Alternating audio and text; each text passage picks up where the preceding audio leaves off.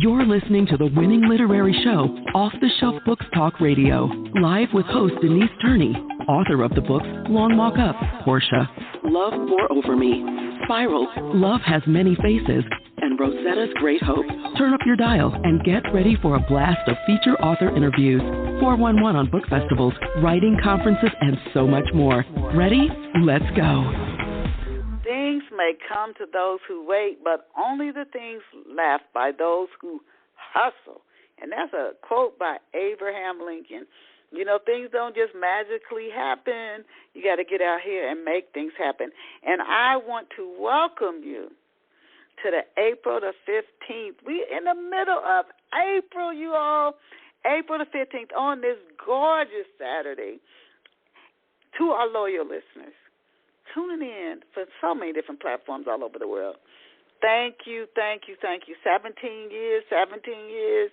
If this is your first time tuning in, I just have to let you know you are absolutely listening to the Winning Book Podcast, Off the Shelf. And thank you for joining us.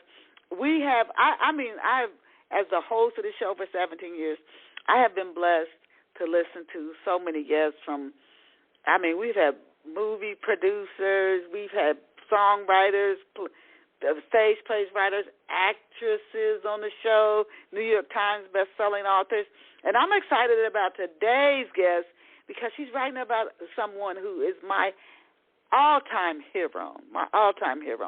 So excited to introduce her to you. But before we do introduce, there is I just released a new book, Heal Gorgeous, Wisdom Within You Knows the Way. And this is a book of poetic writings. And I really encourage you to get a copy of this book. It helps you to lower your defenses as you read these little short snippets. When you get to the end, see if you don't feel better.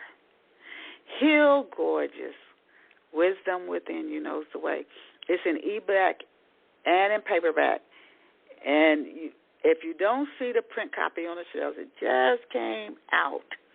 All you have to do is ask the clerk for a copy of Heal Gorgeous, Wisdom Knows the Way by Denise Turney, and they can get a copy for you. Remember, Heal Gorgeous, Wisdom Within You Knows the Way. And now let us go and meet our very special off-the-shelf guest. And today's off-the-shelf guest is Karol Brown, and that's spelled with a K. There's somebody else I just met. They spell their name Karol differently. This is Karol with a K, Karol Brown. Karol is a motivational speaker. She's a screenwriter, teaching artist, actor, author, and here's my hero's name. And she's also a Harriet Tubman portrayal. She is the author of the books 30 Lessons in Love, Leadership and Legacy from Harriet Tubman, and the Harriet Tubman Way, an inspirational guide to self-love, empowerment, and legendary leadership for girls. She is also the author of the screenplay, Harriet Tubman, Love in Actions. Karol is, you know what I've learned? People who do a lot, they just keep doing more and more and more. People who do next to nothing, they just keep doing less and less and less.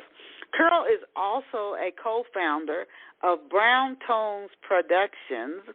Please, please, please, you guys, go check Karol out online and I'm going to spell it, and because, you know, we get used to hearing stuff a certain way. Even if I say a K, you know, you still type the C.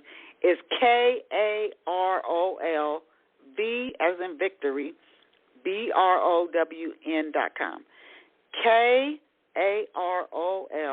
V, BROWN.com. One more time. Karol, V, BROWN.com. KarolVBrown.com. We're just absolutely honored to have her with us, and I'm hoping that I pick up the right line. I hope I do. We're absolutely honored to have Karol here with us on Off the Shelf this morning. Welcome to Off the Shelf, Karol. Thank you. Am I connected? You're connected. You are live. You're live on Off the Shelf. You know, when I was doing researching for this show, I said, oh, my gosh, she's talking about my all-time hero. You just had me from point number one. It's just an absolute pleasure to have you. Thank you for taking time out of your day to be with us on Off the Shelf with our listeners this morning. Now, the first few questions, Karol, I'm going to ask you, I ask every guest who comes on Off the Shelf because, again, I tell people when I started, I just went right into the questions about their books. And I got emails from listeners saying no, they wanted to know a little bit about the guests before I start talking about their books. So to kick it off today, can you tell off-the-shelf listeners where you grew up and what life was like for you growing up? Okay, Denise. First, I want to say thank you for having me here today. I'm very excited to share my book with your listeners, and I just appreciate the book you just told us about, your own book, because you are a kindred spirit, to think about the wisdom within and the heal gorgeous. We're on the same frame of mind because my books about Harriet Tubman are all about that love within that you're trying to help bring us out. Well, thank you for that. I appreciate it. So I was born and raised in Dayton, Ohio, and this is where I reside now with my parents. I have a nice small family of 4 children. I'm the second oldest, the oldest girl, and you know what comes with that kind of responsibility.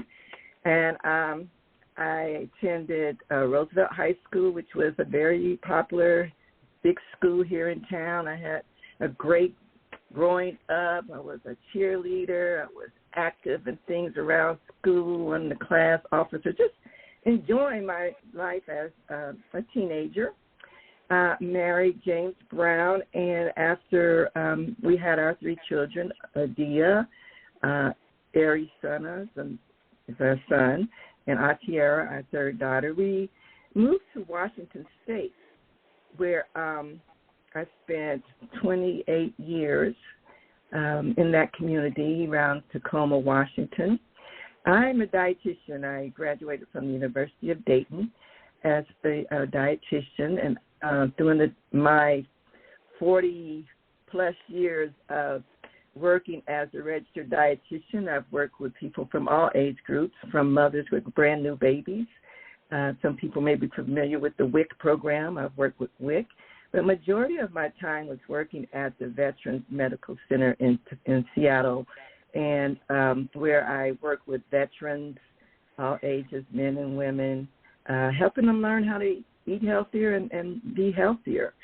But I also had some collateral duties, as we call them, other things that you did around the work to enhance the experience for employees. I was on the EEO committee, that's Equal Opportunity Committee, and I was for a while the chairperson for the African American Employees Association. Part of my duties were to put together programs like Black History Month, MLK Day, and one year I was researching for what to do for Black History Month, and I watched Cicely Tyson in the movie A Woman Called Moses. Oh, yes. Oh, my goodness. Yes. And she shared some things about Harriet Tubman I never heard before. So that sparked me in researching more about Harriet Tubman. And I fell in love, like you. Like many people.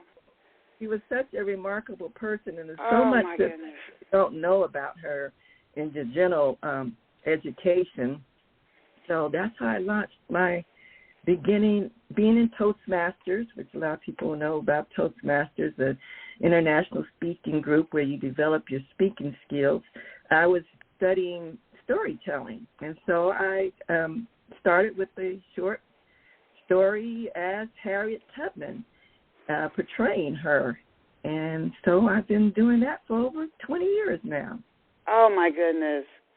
Oh, my goodness. Now, when you were a little girl growing up in Dayton, Ohio, Montgomery County, what did you want to be when you grew up? What did you say when you were a little girl? This is what I'm going to be when I grow up. Well, interesting enough, I remember liking the idea of being a stewardess. But then in the 7th grade, our wise teacher, don't remember what her name was, which one it was, had us do a occupational research project where we had to select the occupation, find out about it, and go interview someone that was doing that type of job. So I found food scientists, but the only thing I could find close to it was to interview a dietitian in a hospital. And I did. And so that's what I decided. That's what I would study. And fortunate enough, that's exactly what I was able to do. And that's been the primary position that I've had all my life. Okay. Yeah. And you knew that from the 7th grade. Now, before we start talking about your plays and your books, who or what inspired you to pursue writing? Well, I actually think I have a family, it's a little genetic there. My sister is a writer, Joyce Barnes. She is prolific. Oh, okay. She's several books, and she's written plays and things like that. My mother was a writer, and and my brother Kenny, he was a pianist, a jazz pianist. Khalid Moss was his professional name. So I think it's part of the family genetics. But with Harriet Tubman, I was reading so many books, the children's books and the historical books, and I felt that they were saying pretty much the same thing over and over. And I was into her life so deeply, actually, becoming her, saying the words that she said, trying to express the feelings she had. I think it was much more to her that needed to be shared. And so I decided I should write myself a book, write the book myself to teach the lessons that are left out from learning from Harriet Tubman. So I want to ask you this before I ask you to tell us about one of your books you wrote. What in particular, because I'm thinking of many different women who I was like admire, whether they were living when I was or before, Shirley Chisholm, Barbara Jordan, Wilma Mankiller. She's from the Indigenous American, Native American. I think of so many women who really, Joan of Arc, who inspired me, who did just things that are like, wow, especially at the time they did it in. What was it about Harriet Tubman in particular that really shook you, that made you pay attention? Well, with that movie, there was a story. This is after she was free. And it was before the war, so black people weren't free yet, but there was a lot of talk. We knew it was coming. She was active on the abolitionist movement, going to meetings in people's homes and telling her story. And she was at a conference where they were discussing I don't know exactly who was putting this out there, but what to do with all these free black folks when they're free. What are we going to do with them? And someone suggested maybe we should send them back to Africa. And Harriet Tubman didn't like that idea. So she stood up and came forth and shared a parable. And that parable is what I heard in that movie that I said, oh, I have to go find that and share that. So I like to share that with you. So please do. This discussion was about sending black people back to Africa. And she came forth and said, no, that's not a good idea. Let me tell you a story. There was a man who had cows, and he made his living selling milk from his cows. But he was greedy. He didn't feel like his cows were making enough milk, and he didn't want to buy more cows. So he learned that if your cows eat garlic and onions, they will produce more milk. So he planted garlic and onion all through his fields, and the cows ate it, and they did make more milk, and he had more milk to sell. But people didn't like their milk tasting like onions and garlic, so they wouldn't buy it. So then he knew that that was not the great way to go, so he plowed up his fields and planted clover again, but it was too late. Onions and garlic was rooted, deeply rooted in his field, and it came back. So she said, just like the white man brought us here to this country to do their work, now they want to send us away because they don't need us anymore? No, that's not happening. We were all here. We were born here. All us here today were born here. We grew the food and the crops. We built these beautiful buildings and made these streets. We raised the white babies next to our babies, rooted here. We are Americans, and we ain't going nowhere. I thought, oh, my God. Yes. We done put all this in, and we done put all this work in, and all the abuse and violence, and now you saying I don't need you no more? No, this is not how this works. Oh, my God. She is just, and her courage, I just think what she did, and on foot so much of it, with her brain injury when she got hit in the head with that rock. I mean, she's just amazing. Can you give us an overview of your book, 30 Lessons in Love, Leadership, and Legacy from Harriet Tubman? Of course.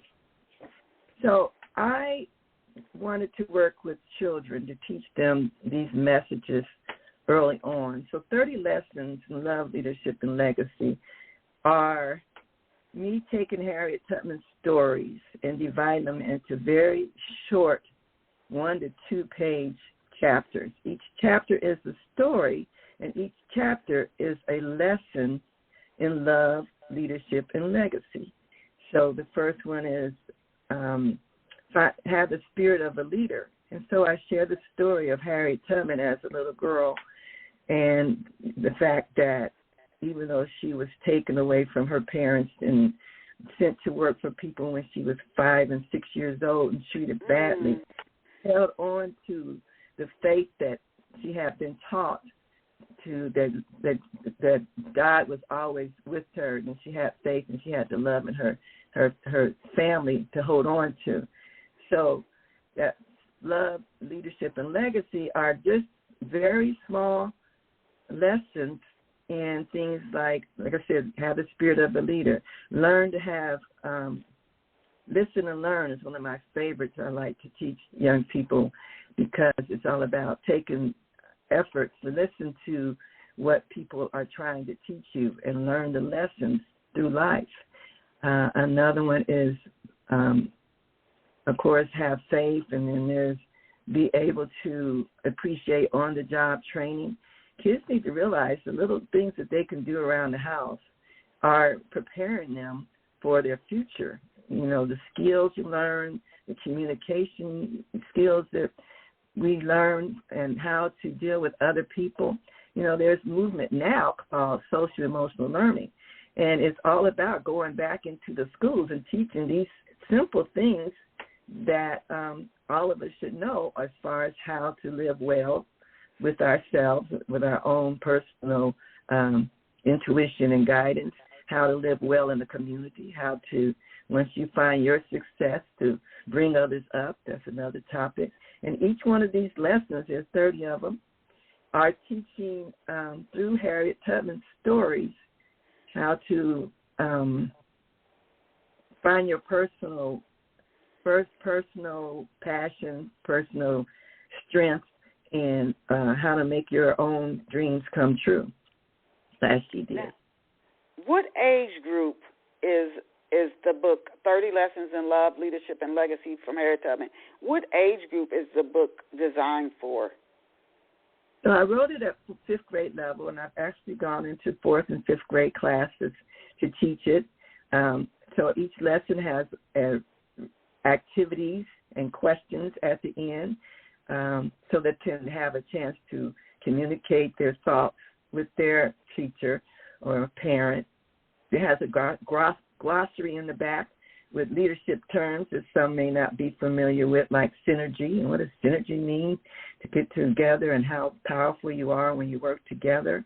So, yes, young children, 4th and 5th grade, are it's written for them to take it in small bite-sized lessons to actually learn about themselves. And do you incorporate in the book history, real life history things about Harriet Tubman, things she's done in the book? And from that perspective, would you also say an adult could benefit from the book as well? Oh yes, many adults appreciate the book and thank me and for writing it for them to read as well. It's all historically stories of Harriet Tubman that I've learned, and I basically used the book by Sarah Bradford. Sarah Bradford interviewed Harriet Tubman and wrote a book of her stories. She published it twice, but that how Harriet told it. She verified them by writing letters to some of the people that Harriet had friends who were abolitionists and on the Underground Railroad, station masters. So I take that history of her life and share it, but I also have used more recent historical resources to sort of help paint the picture and identify some things that may not have been shared directly from Harriet Tubman's book. So, yes, each lesson is a historic story of Harriet Tubman's life. Now, one lesson, the one that I mentioned, learn to listen and love, she couldn't read and write. But Harriet Tubman was a very intelligent person, and when she was found that she was free, she actually was among very educated people. John Brown came to her.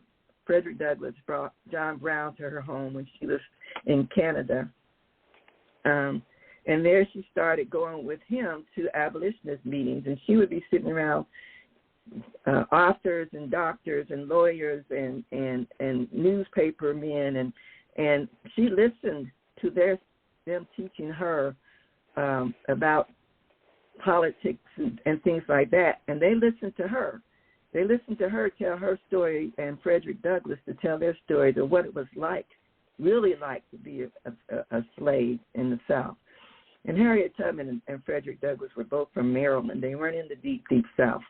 They were both in Maryland.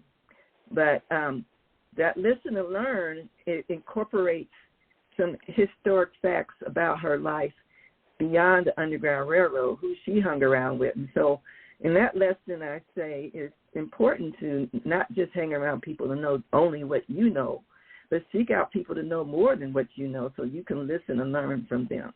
And they can learn from you at the same time. Yeah, and that's a lifelong lesson. I know she's well known for the Underground Railroad, and I mean her courage and her faith in God was, amazing.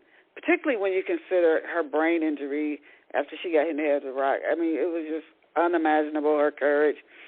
And then also, I think she has strong inner vision. We're talking doing this stuff on foot and the time she did it as a woman. She was a petite woman. And then also she was in the Civil War. And then after that, she stayed involved in helping.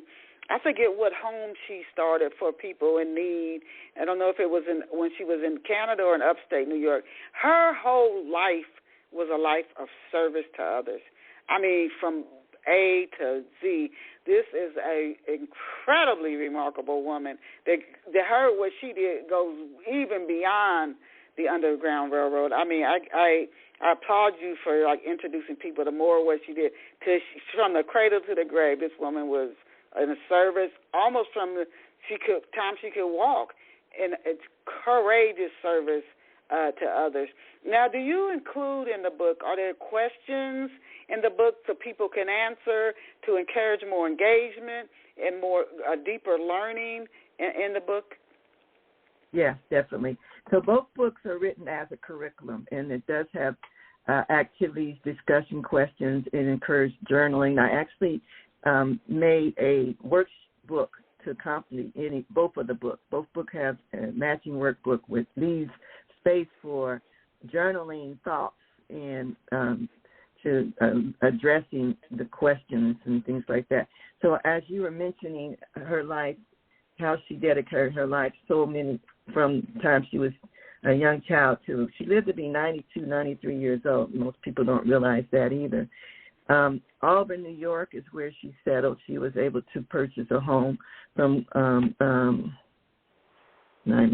stop it for a minute, but anyway, where she cared for her parents and open to homeless people, anyone who needed some place to go, mostly ex-slaves that had no money and no place to go, sick people, blind women, orphan children. So she ends up in her 80s purchasing land, that 26 acres next to the property she already had, to establish a convalescent home. And she wasn't able to finance it herself, so she gave the property to her church, the African Methodist Episcopal Zion Church. And they built a home, and that's where she lived for the remaining of her life. And she was active in the women's suffrage movement with Miss Susan B. Anthony. She went to a conference, women's suffrage conference, and she fell asleep, as she always does, since she had that head injury. She had those frequent lapses into a deep sleep. And that was part of the challenge of her on the Underground Railroad, because this accident happened when she was in her teens. Mm-hmm. And so when you were traveling with Harriet Tubman on the Underground Railroad, she might fall asleep on you on the road, and you might be there, wow, what am I going to do? And you just had to patiently wait for her to be able to wake back up. But she never lost a single passenger. And this is what she told the people, the women at this conference when she went with Susan B. Anthony. She was awakened from a sleep and didn't realize that they were introducing her, but she came up on stage and just said, my name is Harriet Tubman. I was a conductor on the Underground Railroad, and my train never jumped the track, and I never lost a single passenger. So that's where she made that statement that's been repeated over and over again. So, yeah, she was out there telling her story, and that's one reason why I have been so interested in telling her stories. And so I say I'm a storyteller. A lot of people do Harriet Tubman, but a lot of them do her and other people, and they do a 15-minute presentation of her, or maybe longer. But I only do Harriet Tubman because I'm all about going deep into her and her life and teaching not just the Underground Railroad, but who she was and her spirit, as you brought out. She was so much more than the Underground. Oh, my goodness. Just her life makes, whenever I feel like discouraged, it's like what she faced, I'm like, oh, my God, whatever it is, I know I can do it, because and then when you factor in the brain injury, it's almost unimaginable. Now, you spent 17 years researching Harriet Tubman. What are some of the best research resources for those listeners who are listening around the globe, and they might never have heard of her in another country? What are some of the best research resources that you found that you can share with our listeners if they're interested in learning more about Harriet Tubman? Well, my book, I do have resources in the back of both of my books. Now with the Internet, it's so much easier just to, Google her name and find abundance of information. My YouTube channel, which is Karol Brown and Harriet Tubman, and YouTube, you see some of my videos where I tell some of her stories. But Sarah Bradford, her book, of course, was written in 1869, but it's been republished, and so that's out there to go to. That gives you the old history of her stories. Kate Clifford Larson is another person who wrote Bound for the Promised Land, Harriet Tubman, Portrait of an American Hero. Hers is very good with information about what the world was, where Harriet Tubman was, in Maryland, in the politics and the culture and gives you a better picture of that. Harriet Tubman has 2 national museums dedicated to her. One in Maryland, so you can go to Harriet Tubman in Maryland, the tourist information, and be taken to the museum that was built in her hometown. She was born in around Cambridge, Maryland, not necessarily right in Cambridge, but in that area. And then in Auburn, New York, her home, which is a historic site, is also a national park. So you can go to national parks and find out information about her. It's just so much out there that is limitless. I wanted to ask you next about her home, and I have got to get to her home, and the one up in New York. Did you visit that home? I remember I visited Paul Laurence Dunbar's home in Dayton, Ohio, and it was just an experience to actually go somewhere. You can almost feel the person's like some of their essence. Did you visit her home in New York or in any of the museum or particularly her home? And if so, what was that experience like? Well, I made an attempt to visit her home. It's a long story, made it short. I was living in Seattle at the time. So every year, pre-pandemic, I don't know if they're still doing it, the African American Episcopal Zion Church has Harriet Tubman Day on May 30th. So that's coming up. I need to check and see if they're still doing that. But I made an attempt to go to that one year, about 10 years ago now. Anyway, my husband and I, James, we missed our flight from Seattle. And we were flying into Syracuse, which is close to Auburn, where she was. We missed the flight and going late. We had decided to never to New York City, so we would take a day trip to New York City and then come back to Syracuse. This was like a Thursday, Friday, and be there Saturday for the weekend activity. Well, we missed our flight. We got to New York. We got shut down. The airport's closed. Ended up driving back up to Syracuse where we had left our luggage and everything and missed the whole event. Aww. So we went to her home Sunday, but it was closed. They weren't open on Sunday. Got to peep in the window on the grounds, these beautiful grounds, take pictures in front of the door, but didn't get in there. So I haven't been back there. I did go to Maryland, to a museum in Maryland that was in honor of her, not the same year, but another opportunity to be in that area. Have not been to the brand new museum that was built in Maryland, but those are still things I still need to do.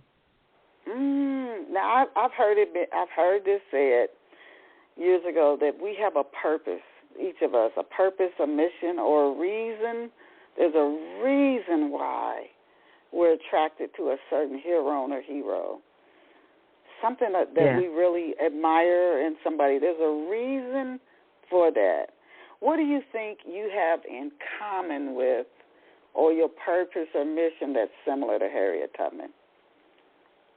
Well, I think that over the years, I'm 70 years old now, so I've had a lot of time to reflect on how Harriet Tubman stories have impacted me to where I am today. I found myself on a spiritual journey, awakening to the fact that, love is the key and that self-love is the main thing that we need to realize within ourselves, and that is our God within us, and that we can do all things. So I find that the books I've written about Harriet Tubman were bringing that spiritual understanding out to me to share. So when I reflect on the lessons, I see Harriet Tubman's stories of where she came from, a little girl who had nothing to hold on to believe that she could ever be free. Third generation of slaves. Her grandmother came from Africa, so I know at least third generation slaves. How could she even ever believe that she could be free? And the fact that she did believe that, and she held on to that belief. So I believe thoughts become things.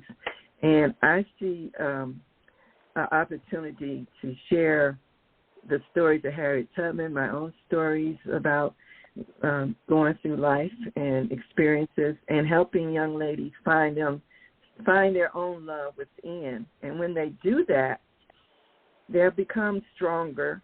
They'll be able to, like Harriet, have a vision for themselves that's better than where they are now, or a vision for themselves that is using their own personal passion, their own personal gifts, and not looking for others to tell them they're beautiful or that they can do this and do that. Harriet Tubman took it upon herself to emancipate herself. She freed herself, and she had a network of people that she learned from and shared her gifts with. When she got free, she said, I can't be free by myself. All my people are still in slavery. I can't be happy because I'm successful by myself. I need to go back and get them. And she did. And so those are the lessons that I am using through just the experience of years of being her and my own journey of awakening, to know that my purpose is to reach out to help our world improve through love. And I see it, love of our self-love. When we get our self-love together and strengthen our respect for ourselves, our self-determination, our self-motivation, our faith, all of that together, we can do all the great things we want to do. Harriet Tubman died in 1913, but we are talking about her this morning. She is going to be on our money. Some people have a problem with that. I honor that, the fact that this woman who was born a slave in 1821 is going to be honored in one of the highest honors that we have in this country. That speaks miles to how our greatness is within, and all we need to do is look within and find that and do all that we want to do in this life. And so, yeah, she's impacted me quite a bit, and I hope that my books will help other people find this in themselves. You know, it's sometimes like with Harriet, and she tried several different ways to get free, to get to what she wanted. She trying to work. You could buy a freedom pass for a year, like getting a driver's license, and you had to pay for it again for another year, which I think is absurd. But anyway, she sometimes in life it's almost as if we have to get pushed up against a wall hard, and then we realize if we really want something, there's another way, and we just have to figure it out and go for it. If you really, really want it, when we're comfortable, as people learn from reading your book, the more comfortable we are, I don't know if that's when we make our greatest progress. We hate not being comfortable, but it's not when we make our best progress. And when you said for helping girls, I'm thinking about when I was younger. What is it about being young that makes us think we know everything? And what you're offering, you say you're 70 years. If somebody would sit down and listen, a young person, you could save them so much heartache, so much trial and error. Your grandparents, your great-grandparents, but when we're young, we don't listen. We just think we just think they're old people, and the only people who know stuff are people our age, and you miss so much. So thank you for what you're doing and trying to reach, because you could save people years of trial and error if they would just listen. Can you give us a synopsis of your book? I want to talk about another one of your stories, and hopefully we have time to get to your play. But can you give us a synopsis of the Harriet Tubman Way, an inspirational guide to self-love, empowerment, legacy, empowerment, and legendary leadership for girls? How does this book help girls to become, whether they're doing it in their community, their family, become greater leaders? So I'm launching with this book as the curriculum in this book. I'm launching a movement, the Harriet Tubman Love and Action Movement, and I'm starting a new business called Girls United by Love. And this is for all girls. My idea is to bring those generations together. So multi-generational, grandmothers, the mothers, the girls, together going through this curriculum so that, like you just mentioned, that wisdom that us more mature girls have to share. And if we can gather our family of girls, our community of girls together and go through the book and enjoy each other's time together, actually talk, share stories. So the book gives opportunity to find the words to say. And I'm just going to, and part of each chapter in both books begins with a quote of someone whose words fit the topic that's being discussed on that particular lesson. This book is in 3 parts. The first part is love and action, and I open up with a quote by Lisa Nichols. You deserve to be happy. You deserve to be joyful. You deserve to be celebrated. But in order to do that, you must first fall madly in love with yourself. And so this opening is telling about Harriet Tubman's childhood and how small, sickly she was, but how she held on to the love and faith that she had within. And so each chapter has a quote. First one is from Queen Latifah. And each person that I quote, after you read the story about Harriet Tubman, and there's a little summary about what the lesson is, love yourself first, then I invite you to have some discussion, like are difficult times in your life that you've had that have brought your spirit down, that also helped you find the reason to do better. And I asked them to research Queen Latifah and her quote. Let me share that quote for you, because this book is interactive. I have quotes. I have QR links to Queen Latifah singing her song UNITY, the cleanup version, that is. Actually, the celebration of the Nobel Peace Prize, she was a singer there a few years ago and sang that song. Her quote is, when I was around 18, I looked in the mirror and said, you're either going to love yourself or hate yourself. And I decided to love myself, and that changed a lot of things. So someone told me each chapter is a mini book themselves. And like I said, they're very short. But it does open up the opportunity for this discussion. So the book is written for bringing out the discussion. Self-thought with journaling, gratitude. I have a little gratitude journal, and just taking the time, not reading it all through one day. You can do that, but taking it section by section and actually working through the questions. I also invite people to get creative. I want people to discover themselves. So find what makes you happy, and that's another key, to be happy with and enjoy life. So find something that you enjoy, to be creative and express yourself in different ways. That story that I told about Harriet Tubman and sharing that parable, that just shows that communication doesn't have to be in one format. Communication, you express yourself, your feelings, your thoughts, your passions in many, many different ways. It could be song, it could be visual art, it could be poetry, rap music, whatever. It's ways that you are teaching or tapping into somebody else through yourself, because there's other people that are going to hear you that would not hear me, possibly my voice in my lesson, but there's someone out there that can hear your voice and your lesson in your own style. So this is what this book is all about, in a format that is meant to give you opportunity to find yourself and your purpose with others. And I want to ask you this. I've heard this said, but based on your experience, and do you touch on this in the book, is it necessary to be a servant to be an effective leader?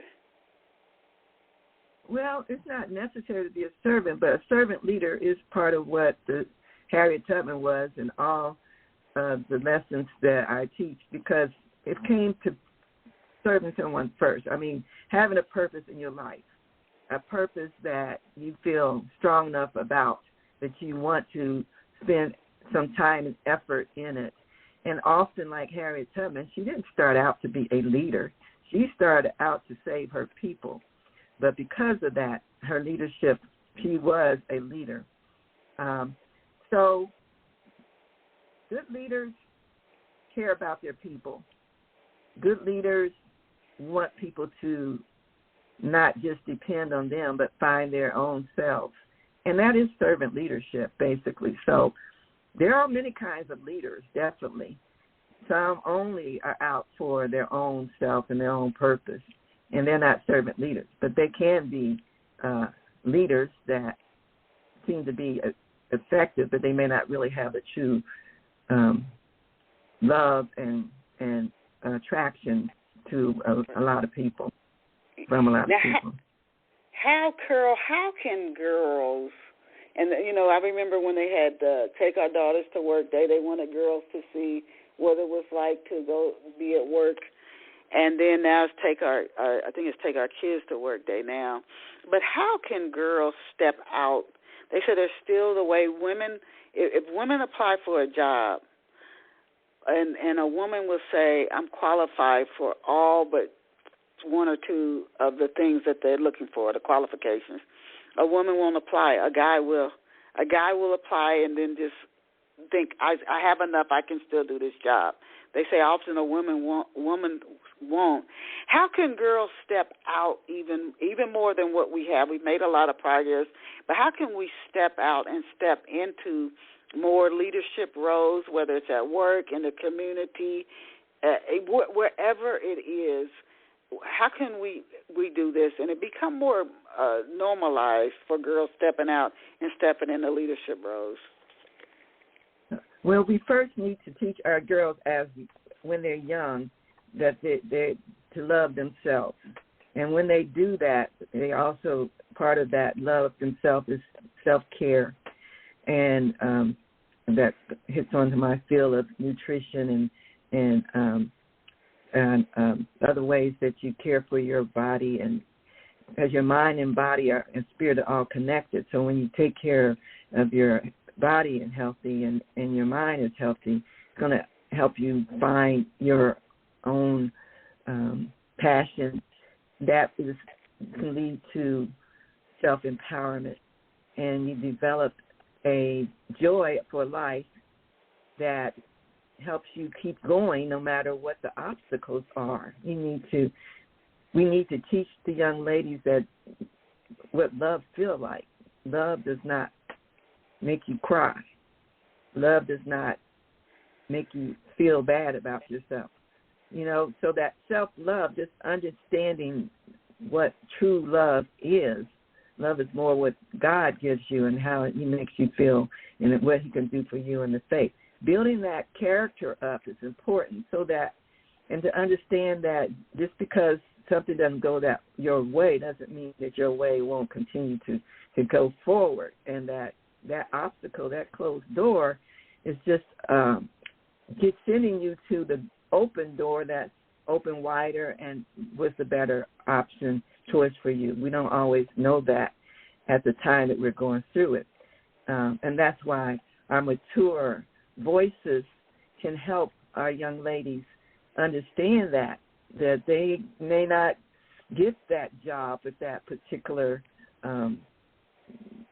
position, but their way is a much better way to go. They just need to keep moving forward, not getting depressed, getting down, not being put down, that understanding that their future is bright and they have a birthright for abundance and then happiness in life. That's what we're here for.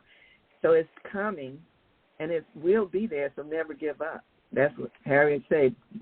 Keep on going, never give up.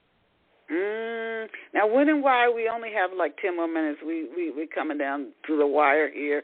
When and why did you start performing the Harriet Tubman reenactments? Again, I think I sort of inherited some of this Hamish stuff. My mother's 101. Wow. She lives with me.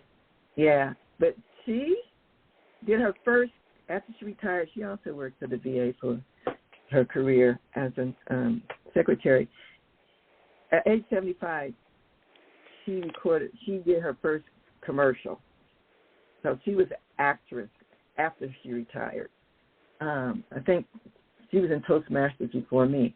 And so I just think that was part of my personality. I've always liked to recite poetry. And so again, learning storytelling, and I was also inspired by my grandmother, Nancy Webster, my mother's mother. She also lived to be 101.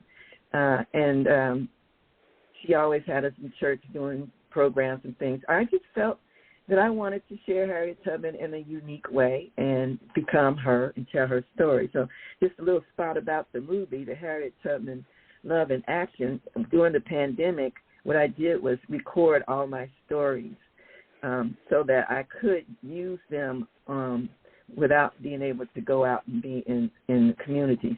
So the movie is it's all my stories. Some cut out. It's still quite long, but I take two young visitors to the Harriet Tubman Museum through her life journey and share her stories. And so part of my curriculum is using the video stories as part of learning and hearing her voice. Okay. And then before I want to ask you about a couple other questions. I'm certainly not going to get to all the questions that I had to ask you. Just don't have enough time. But where are some of the places that you've put on the performances of the Harriet Tubman reenactments? So I was in Washington State for the majority of it, mostly Ohio and Washington State, but all over Washington State. You know, Washington State is probably, 11% African Americans. I got into a program that provided programs at libraries, so almost every county in Washington State. And sometimes my husband James would travel with me. He sing Negro spirituals. We would be sometimes the only African American people in that city. But we had great responses. People all over love Harriet Tubman. So here in Dayton, also in Ohio, we programs around here. That's my goodness! Mm-hmm. You are an inspiration. Can you tell us really quickly again? We're coming down like 7 minutes. Can you tell us about Brown Tones Productions? What do you do? What is Brown Tones Productions? So that's basically the business name that I use to promote the Harriet Tubman. So Brown is our last name, and so we were putting on productions, our storytelling productions. So this is the company that's behind my Harriet Tubman storytelling, the books, now my curriculum. I'm actually expanding. I'm going to announce it here because I'm expanding to have a nonprofit, Girls United by Love, and under there I will be sharing this book, the curriculum, and some other great ways to connect with people around the world to help spread this love message to girls around. And one thing I like to put out there that we, this company will start it last year, but hope people be aware of the October 11th date, which is the International Day of the Girl Child. And so Girls United by Love is going to use that date as something that we do annually. And I'll give you more information on that later. But just to let you know, it's all about spreading this love message to the world. Oh my goodness, I love what you're doing. You 7 decades in. I mean, just an inspiration. Can you share 3 to 4 steps, Karol, that you've found to be effective, shifting gears a little bit, that you've found to be effective at getting the word out about your books, your reenactments, etc.? Word of mouth. I have a Facebook page. I have a Facebook group. I can't remember those things, but you can remember. You can find my name, Karol Brown, with a K, and Harriet Tubman. Have a Instagram and LinkedIn. I'd love for people to connect with me through any of those. My website is my name, KarolVBrown.com. I plan. Let me just announce on April 30th.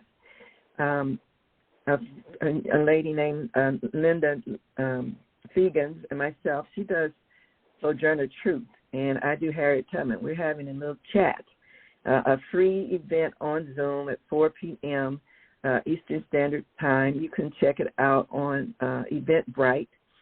Harriet Tubman Sojourner Truth chat on faith, freedom, and future.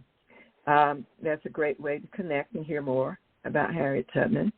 And I'd love for people to do that, because this message is one that I do want to spread. And I really, really thank you for this opportunity to share, because I know you have a lot of great listeners, and this is an important message to spread the world. Thank you, Denise. Oh, well, thank you. And are you working on any other new books? And if so, can you give us a glimpse into what you're working on? Well, this recent book just came out last year. I'm still promoting this one. Of course, I have others in my head, but my marketing person said, don't write another book yet. Let's do this one first. So I'll be putting out things in newsletters, probably snippets of things in newsletters. And with my newsletter, I'll probably have little video snippets of me doing Harriet, or me just speaking on my own about the lessons I want to share. Oh, my goodness. And where can off-the-shelf listeners get a copy of your books? Amazon is always good, or any bookstores. They can order them. My name, Harriet Tubman Books.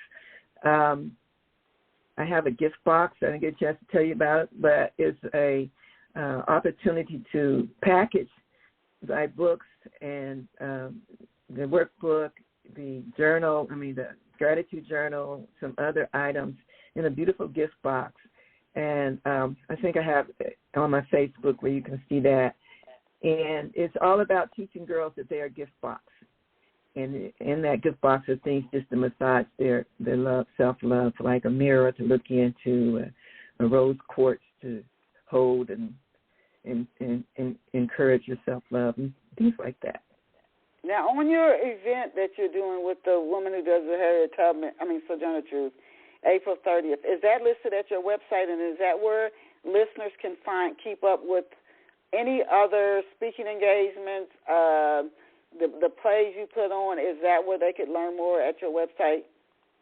Yes, they can. Okay. We have just had the absolute pleasure of she was a delight of having Karol Brown with us.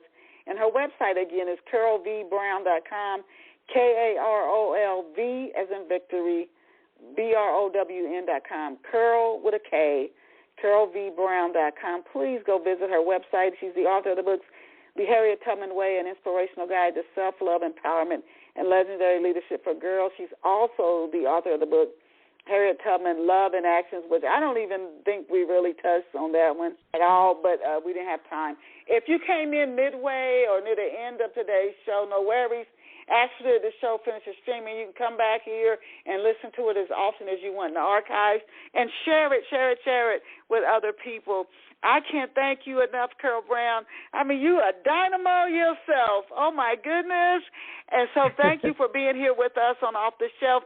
And to our listeners, I truly thank you, and our loyal listeners who've been with us for 17 years, thank you so much. Remember, set a reminder on your calendar on Saturday mornings, 11 a.m., Eastern Standard Time or New York City time. You're going to catch off-the-shelf books. You don't want to miss the guests who come on the show. And in closing, as I always tell you, this is so true. You are awesome. You're amazing. You are incredible. Go out and create a fabulous day for yourself. Karol, I'll send you a link to the show when it finishes streaming. Thank you, thank you, thank you. Bye for now.